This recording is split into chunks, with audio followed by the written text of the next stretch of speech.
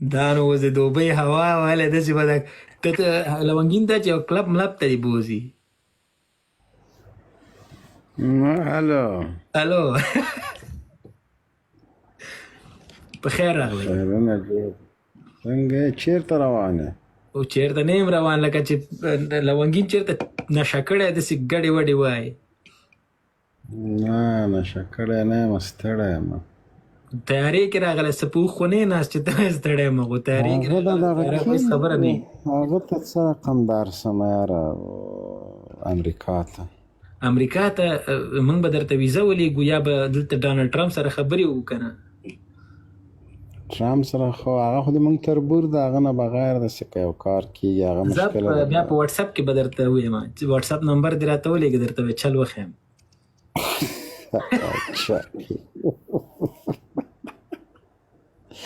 څه به ښکار و هلته به یو جای لایف راځو اکزیټ باندې راغلي.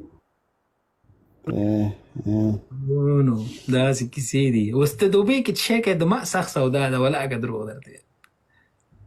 والا تاسو خو چې د ما په ګیمونو پوهېږئ سپین ګیري به یاستئ. نه اوس دلته دوه تحلیله وجود لري. یو چې تله خپله کاروبار په حساب باندې او چکر مکر وهي او بیرته ځي. دویم تحلیل دا ده چې دلته به یو میډیا ته به کش ورکړي.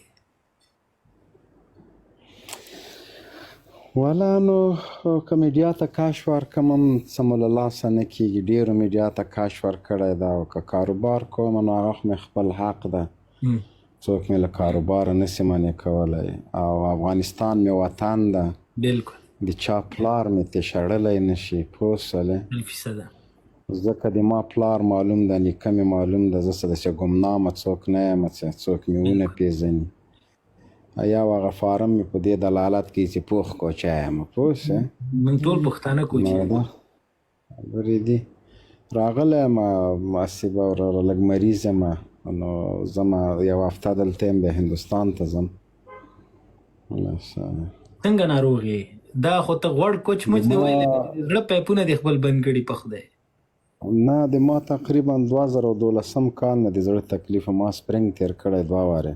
نو اوس سپرینګونه هم کار پرېښی ده، مکمل هر څه مې شارټ دي. پوه شولې؟ بس سره له دې چې زه خو طالبان د دعا نه کوم، خو تا ته دعا ځکه کوم انډیوال مې او د ما دعا ګوره د مخې قبلېږي. یاره تا دعا خو بیخي د ما په کار نه دی ورور. دا اول کس دی چې دعا نه غواړي.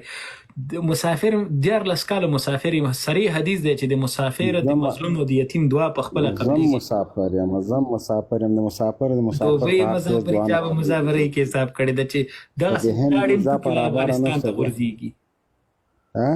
د دوبۍ مسافري چا په مسافرۍ کې حساب کړی؟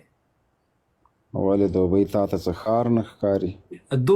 3 ساعته 4 ساعته فلایټ ده، دغه ځای نه وګوره 22 ساعته افغانستان ته. تیارې نو موږ خو پیاده ورته حسابوو، پیاده خو 5 میاشتې مزال ده. نو بیا که د روژې میاشت وی، روژه به دې ورته خوړلې.